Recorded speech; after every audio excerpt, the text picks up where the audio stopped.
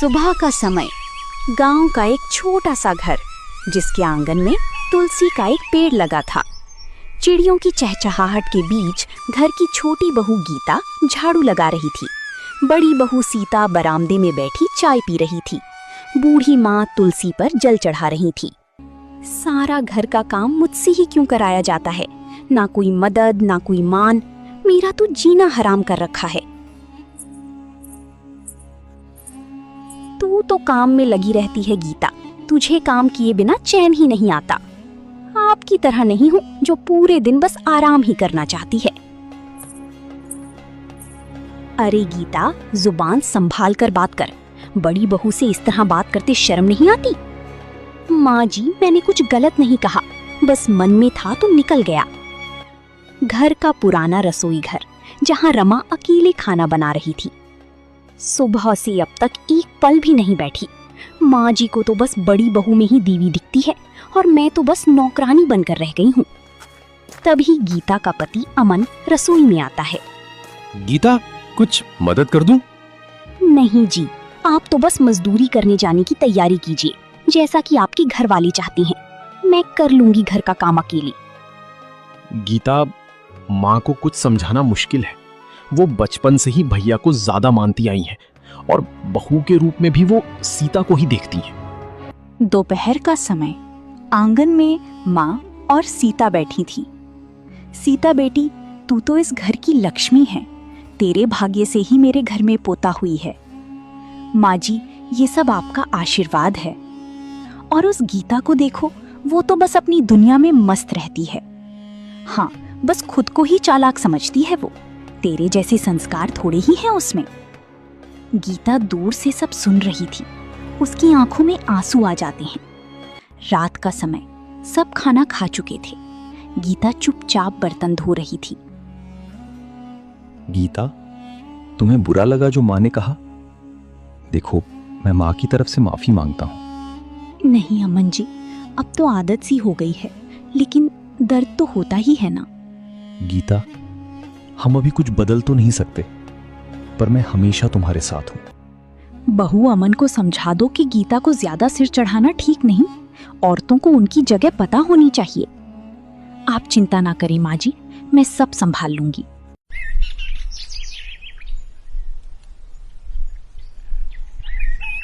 सुबह का समय, गीता रोज की तरह जल्दी उठ चुकी थी और चूल्हे पर चाय चढ़ा रही थी।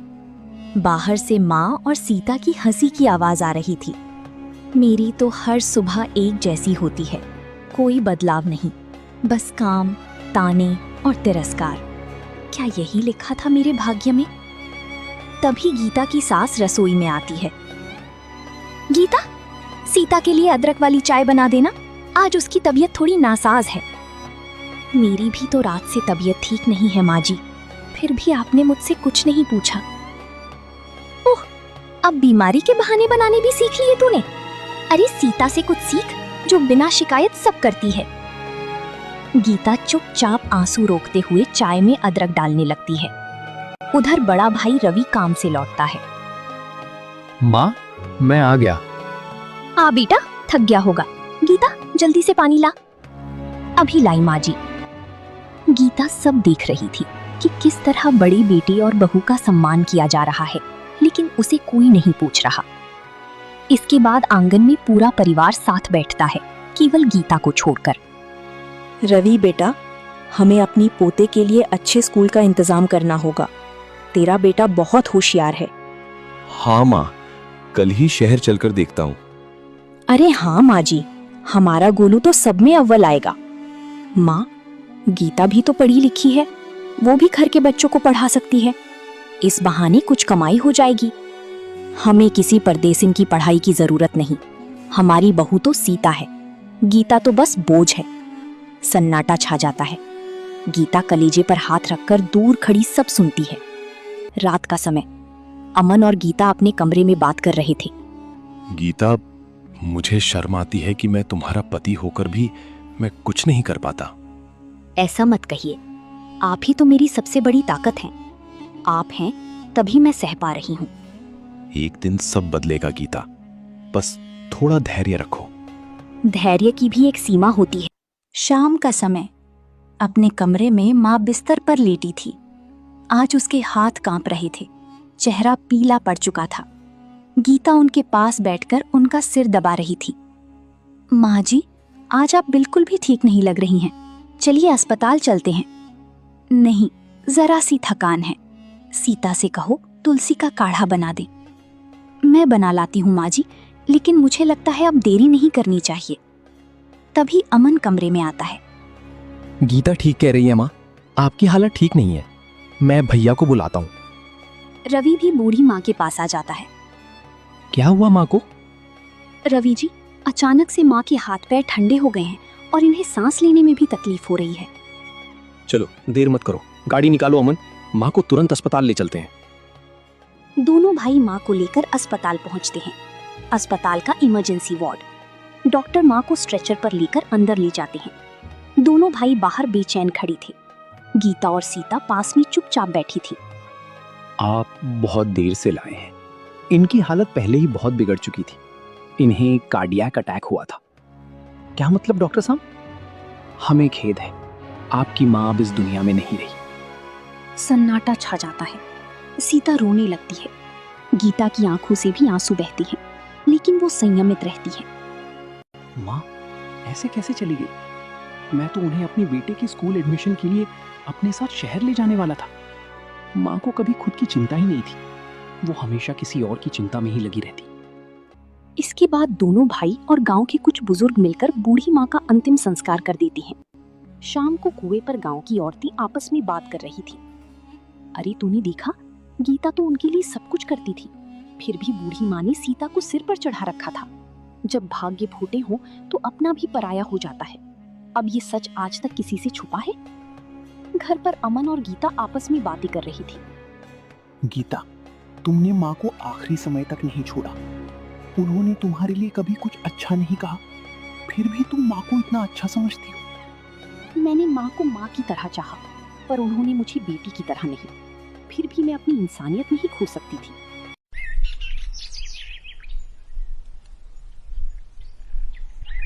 एक महीने बाद आंगन में दोनों भाई बैठकर माँ की जमीन जायदाद के कागज ढूंढ रहे थे। तभी एक पुरानी लोहे की पेटी से माँ की संपत्ति से जुड़े दस्तावेज निकाले गए। गीता और सीता थोड़ी दूरी पर बैठी सुन रही थीं। देखो अमन, कुल मिलाकर 5 बीघा जमीन है और पुराना घर। अब इसे हमें आपस में बांटना है। हाँ भैया, आधा आधा बांट देते हैं, यही ठीक होगा। नहीं, ऐसा नहीं चलेगा। मेरा परिवार बड़ा है, मेरा बेटा है, आगे उसका भविष्य भी देखना है। तो क्या भैया, मैं तुम्हारा छोटा भाई हूं, मेरा भी परिवार है और मैं भी इस जमीन का बराबर का हिस्सेदार हूं। सुन, मां मरने से कुछ दिन पहले मुझसे बोली थी कि अमन की कोई संतान नहीं है, तेरे जिम्मे ही सब कुछ रहेगा, इसीलिए तुझे सिर्फ 20% हिस्सा मिलेगा। भैया, मां ने मुझसे ऐसा कुछ नहीं कहा और ना ही उन्होंने कुछ लिखकर छोड़ा है। अगर ये बात सच थी तो आपने पहले क्यों नहीं बताया? मां को लिखना नहीं आता था, लेकिन उन्होंने मुंह ज़बानी कहा था। अब तू माने या ना माने, मुझे तो 80% हिस्सा चाहिए। इतना सुन गीता और अमन अपने कमरे में चली जाते हैं। अब तो आप ही नहीं रही जो सच का फैसला कर सके, और आपके भैया इतने चालाक हैं कि वो आपकी कोई बात नहीं चलने देंगे। मैं झगड़ा नहीं चाहता गीता, पर अन्याय भी नहीं सह सकता। माँ के पक्षपात ने भैया को लालची बना दिया। अमन, अब फैसला तुम ही करना होगा। अन्याय सहने वाला भी उतना ही दोषी होता है जितना कि करने वाला। उधर सीता और रवि खुशी से आपस में बातें कर रहे थे। आपने सही किया जो जमीन का 80% अपने पास रखा। यदि हम उन्हें बराबर का हिस्सा देते तो हमें क्या बचता? हाँ, मैं बड़ा हूँ और जमीन का ज्यादा हिस्सा रखने का हक मुझे ही है।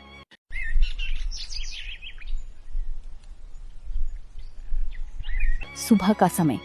अमन और गीता अपने 20% हिस्से की छोटी सी जमीन पर खड़े थे। दोनों के हाथों में पीठ की थैली थी। सामने की ओर रवि का बड़ा खेत फैला हुआ था। गीता, जमीन भले ही कम है, लेकिन मेहनत तो हमारी सच्ची है। मैं चाहता हूँ कि हम बिना किसी झगड़े के अपने हिस्से की खेती शुरू करें। कोई बात नहीं, हम इसी जमीन से शुरुआत करेंगे और खूब मेहनत करेंगे। अगर भगवान ने साथ दिया तो एक दिन हमारी जिंदगी में जरूर खुशहाली आएगी। इसके बाद दोनों मिलकर खेत की खुदाई शुरू करते हैं। वहीं दूसरी ओर रवि हल से अपनी जमीन जोत रहा था। तभी सीता पानी लेकर आई और रवि से कहने लगी, जरा देखो तो, हमारा खेत पूरा पसरा पड़ा है और उन दोनों को देखकर ऐसा लग रहा है जैसे किसी बाड़े में खेती कर रहे हैं। चिंता मत करो, माँ का आशीर्वाद है हम पर। अब देखना हमारी फसल कैसे लहलहाएगी। अमन तो बस पढ़ा लिखा किसान है, असली खेती करना उसे आता नहीं। शाम का समय, घर में गीता और अमन थके हुए आते हैं। गीता, आज पूरी जुताई हो गई, कल से बीज डालना शुरू करेंगे। हाँ, हमारा खेत छोटा जरूर है, लेकिन इसमें हमारा पसीना और सच्चाई दोनों बोई जाएगी। दोनों मुस्कुराती हैं, पर आंखों में अब भी थोड़ी चिंता थी।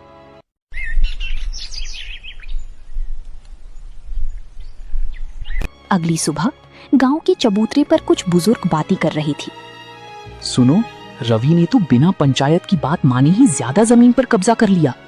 अमन भी जमीन कम होने के बावजूद भी खूब मेहनत कर रहा है। यही तो असली किसान की पहचान है। कुछ हफ्तों बाद दोनों खेतों में फसल उगने लगती है। रवि का खेत फैला हुआ था, लेकिन उसमें जगह जगह सूखापन था। वहीं दूसरी ओर अमन का छोटा सा खेत हरा भरा दिख रहा था।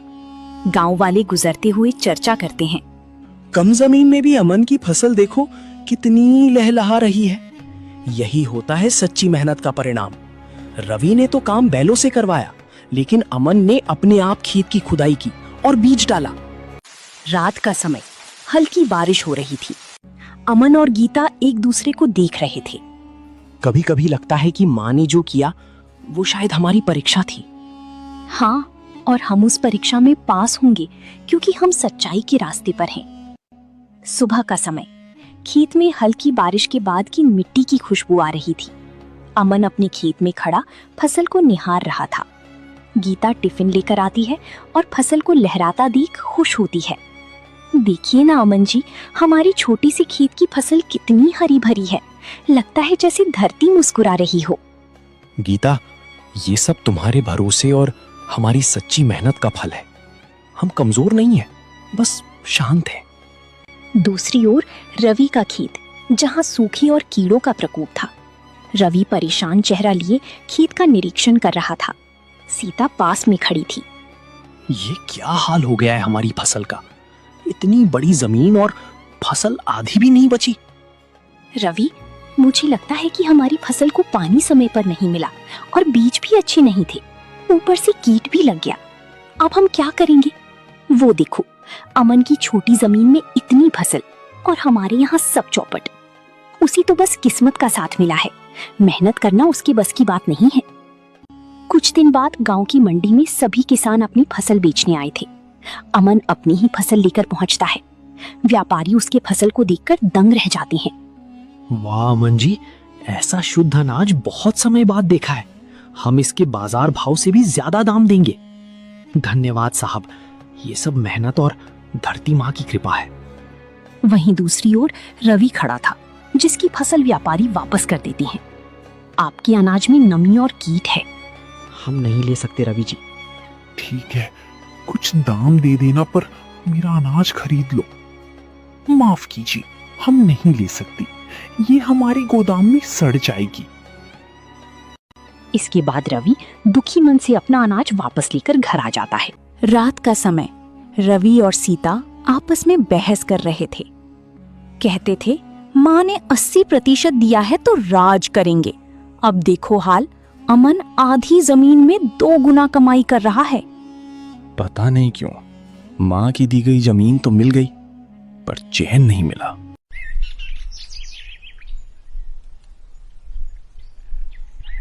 गांव के कुछ बुजुर्ग और किसान लोग पीपल के पेड़ के नीचे बैठकर बातें कर रहे थे। अरे भाई, इस बार तो अमन ने कमाल कर दिया। इतनी कम जमीन में इतनी बढ़िया धान की फसल, मानो खेत में सोना उगाया हो।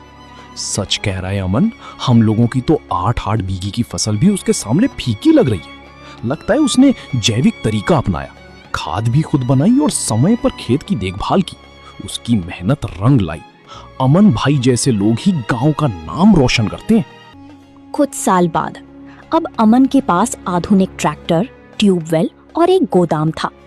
अमन ने अब कई गुना जमीन बढ़ा ली थी। गीता एक रजिस्टर में हिसाब लिख रही थी। अमन एक व्यापारी से मिलकर लौटता है। गीता, इस बार की फसल ने हमारी मेहनत को 4 गुना कर दिया। मैंने गांव के पास की 2 बीघा जमीन और ले ली है। ये तो बहुत खुशी की बात है अमन जी। ईश्वर की कृपा और आपकी मेहनत रंग लाई है। माँ के जाने के बाद हमने बहुत सहा, पर अब सब कुछ ठीक हो गया। रात का समय, घर में सन्नाटा था। रवि का बेटा खाट पर लेटा था, जो बीमारी की वजह से काफी कमजोर हो गया था। रवि और सीता उसकी ओर चिंतित निगाहों से देख रहे थे। एक कोने में दवाइयों की थैली रखी थी। रवि, दवाई की आखिरी खुराक भी दे दी। डॉक्टर कह रहा है कि ऑपरेशन जरूरी है। सीता, 2 बीघा जमीन बेच चुका हूं, अब कुछ भी बचा नहीं। ऊपर से सेठ हर दिन आकर धमकाता है। रवि का चेहरा पसीने से भीगा हुआ था और आंखें डरी हुई। रवि, मेरे पास एक रास्ता है। हम अमन से मदद मांगेंगे। क्या? अमन से? मैं उसके आगे हाथ नहीं फैलाऊंगा। रवि, अब बात अहंकार की नहीं, हमारी बेटी की जान की है। अगर आज माँ जिंदा होती तो शायद ये दिन ना देखना पड़ता। ठीक है, कल सुबह चलेंगे, जो होगा देखा जाएगा।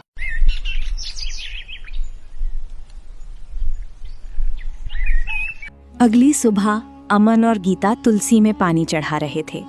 सामने रवि और सीता झिझकते हुए आते हैं। अमन दोनों को देखकर चौंक जाता है। भैया भाभी, आइए, अंदर आइए।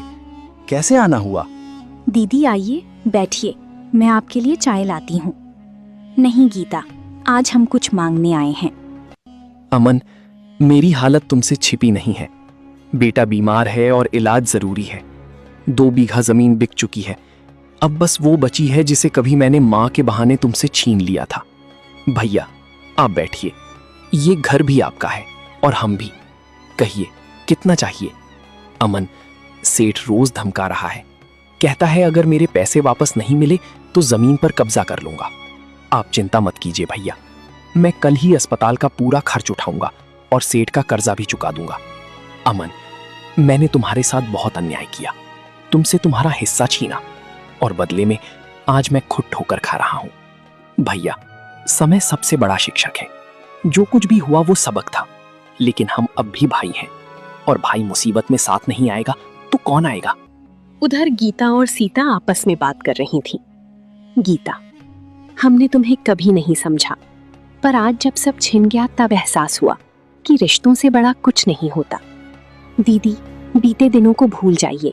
अब हमें मिलकर भविष्य के बारे में सोचना चाहिए।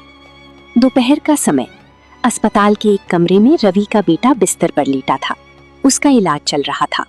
अमन डॉक्टर से बात कर रहा था। गीता और सीता पास में बैठी थी।